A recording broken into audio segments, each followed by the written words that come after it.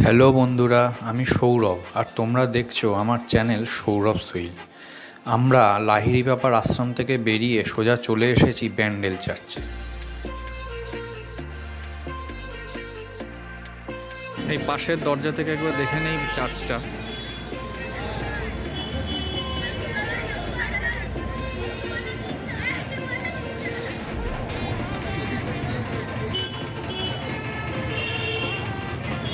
আমরা এবার চলে এসেছি ব্যান্ডেল চার্চে, ঢুকবো। আপনারা আমাদের সঙ্গে থাকুন। আজ প্রায় 10 বছর পর এখানে আসছি, তো দেখা যাক।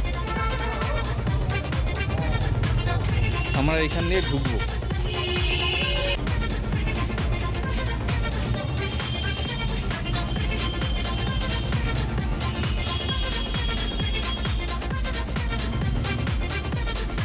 অনেকটাই সাজিয়েছে আগেকার থেকে। সামনে একটা মস্ত লন দেখা যাচ্ছে, চলুন যাওয়া যাক।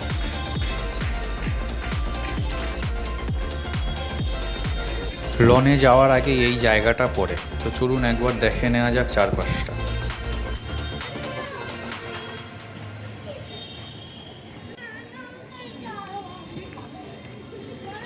আমরা এবার এগিয়ে চলেছি, তার আগে এখান থেকে একবার দেখে নেই। লন অনেকটা বড় হলেও কিন্তু বেশি দূর যেতে দেওয়া হয় না। ওই সামনে যে মূর্তিগুলো দেখছেন ওই অবধি আমরা যেতে পারবো।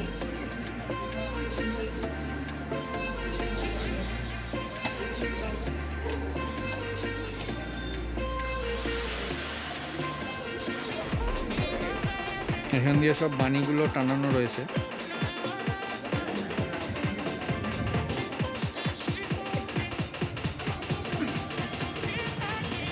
আর এখান দিয়ে আমরা ঢুকে এলাম।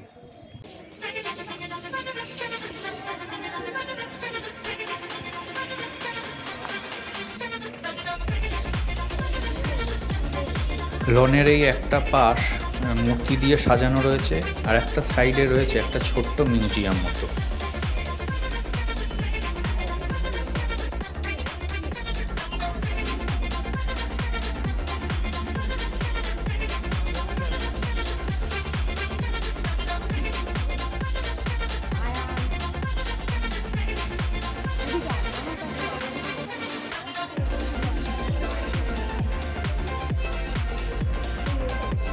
এবার আমরা ঢুকবো চার্চে।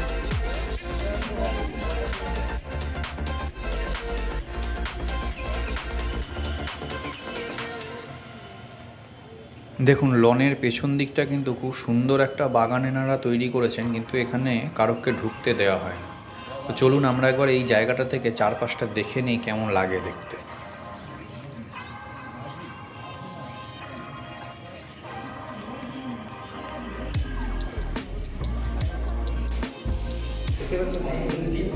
যে মিউজিয়ামটি আমরা দূর থেকে দেখছিলাম সেখানে রাখা রয়েছে একটা মাস্তুল। চলুন এখানে একবার দেখে নেই মাস্তুলের ইতিহাস। আর একটা কথা বলে রাখি, আমরা যখন ব্যান্ডেল চার্চের মধ্যে ঢুকবো সেখানে কিন্তু মোবাইল অ্যালাউ নেই, ফটো বা ভিডিও তোলা কিছুই অ্যালাউ নেই।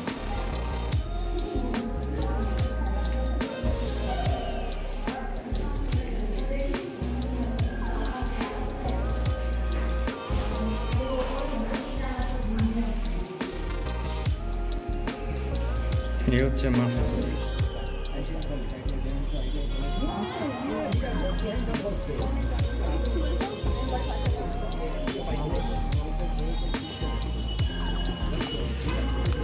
আমি এখন যেখানে দাঁড়িয়ে আছি সেটা হচ্ছে ব্যান্ডেল চার্চের দুতলার ছাদ। এখান থেকে চারপাশটায় আপনি দেখতে পারেন, ছবি তুলতে পারেন, মানে ভিডিও তুলতে পারেন, ইত্যাদি করতে পারেন। আমরা এখান থেকে বেরিয়ে সোজা চলে যাব ইমামবাড়াতে।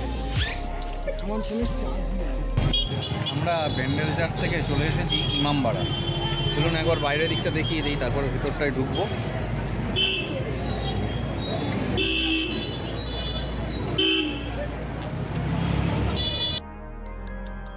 আমরা এই রাস্তা দিয়ে ঢুকেছি ইমামবাড়ার মধ্যে।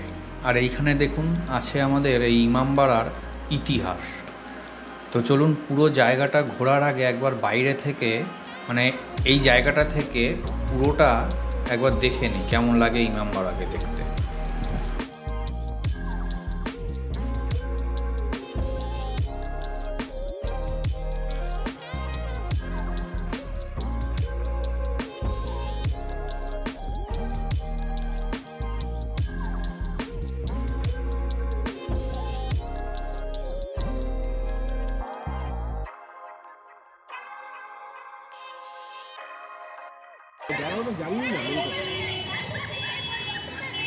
জল একদম পুরোটাই সবুজ বলতে গেলে, মাঝখানে ফোয়ারা, আর দেখুন তার চারপাশে বাচ্চারা কেমন খেলা করছে।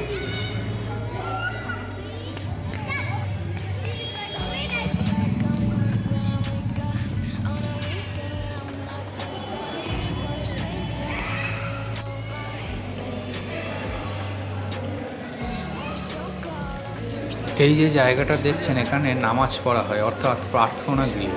কিন্তু এখানে কিন্তু ভেতর থেকে না ছবি তোলা এলাও, না আপনার ভিডিও করা এলাও। আমি এটা বাইরে থেকে করেছি, সম্পূর্ণ লুকিয়ে চুরিয়ে। আপনারা এখন যে জায়গাটা দেখছেন, এটা হচ্ছে এই প্রার্থনা কক্ষের প্রথম অংশ।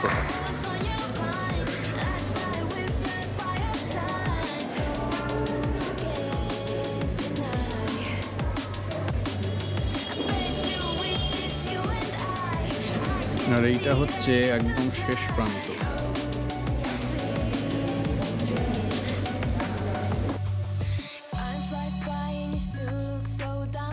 চলুন একবার প্রার্থনা কক্ষের সামনে থেকে দেখে নেই চারপাশটা কেমন লাগে দেখতে। আর একটা কথা আপনাদেরকে বলে রাখা ভালো, এই প্রার্থনা কক্ষে ঢোকার আগে কিন্তু এখানে জুতো খুলে রাখতে হয়।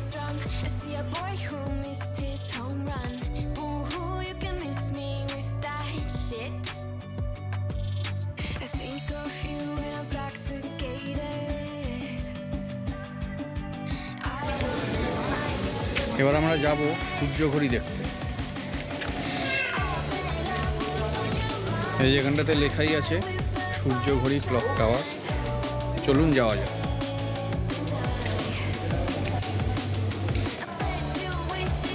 এই হচ্ছে বাইরের দিকটা যাওয়ার পথ, মানে সূর্যঘড়ি দেখতে যাওয়ার দিকটার পথ। সামনেই কিন্তু গঙ্গা। আমরা সেই পথটা দিয়ে বেরিয়ে এলাম। এই হচ্ছে গঙ্গা, আর সামনেই হচ্ছে সূর্যঘড়ি।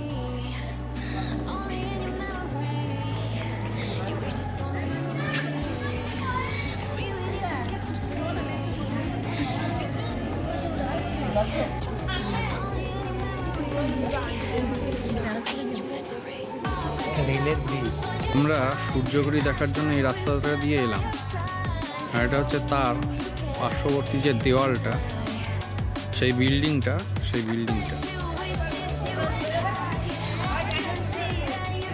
এটা হচ্ছে সেই হুগলি ব্রিজ, যেখান দিয়ে আমরা ব্যান্ডেল থেকে নৈহাটি থেকে ব্যান্ডেলে এসেছিলাম, সেই ব্রিজটা।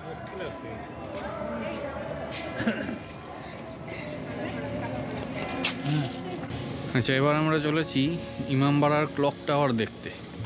একটা জিনিস মনে রাখবেন, এখানে কিন্তু ছেলেদের দিকে সিঁড়ি একটা আলাদা, আর মেয়েদের দিকে সিঁড়িও আর একটা আছে, সেটাও আলাদা।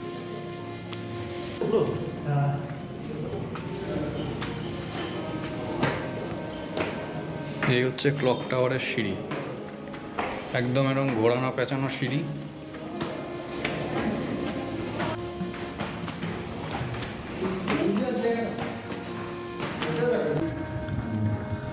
এটা হচ্ছে ঘন্টাঘর।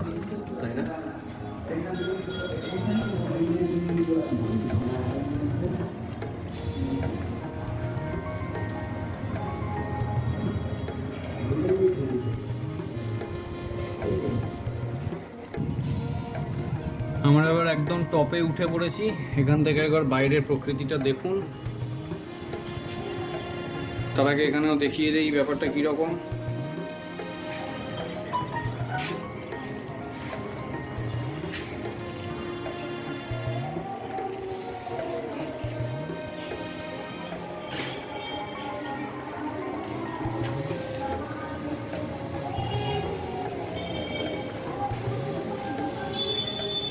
এখানেতে উঠলে এখান থেকে চারপাশটা দেখা যায়।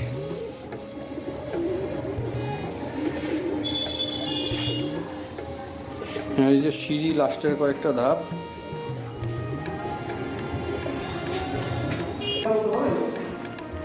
এবার আমরা ক্লক টাওয়ার থেকে নেমে চলেছি চুঁচুড়ার পথে। আমরা এবার ইমামবাড়া থেকে বেরিয়ে গেছি। বেরিয়ে গিয়ে গঙ্গার ধারের রাস্তা যে আছে একটা, সেই রাস্তা ধরে হাঁটতে হাঁটতে এগিয়ে চলেছি চুঁচুড়া লঞ্চ ঘাটের দিকে। আর সঙ্গে এই ভিডিওটা আমারও শেষ হলো।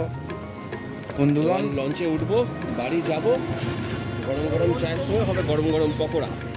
তা যাই হোক বন্ধুরা, আমার এই ব্লগটা আমি এখানেই শেষ করছি। আপনাদের অসংখ্য ধন্যবাদ আমায় সঙ্গ দেওয়ার জন্য।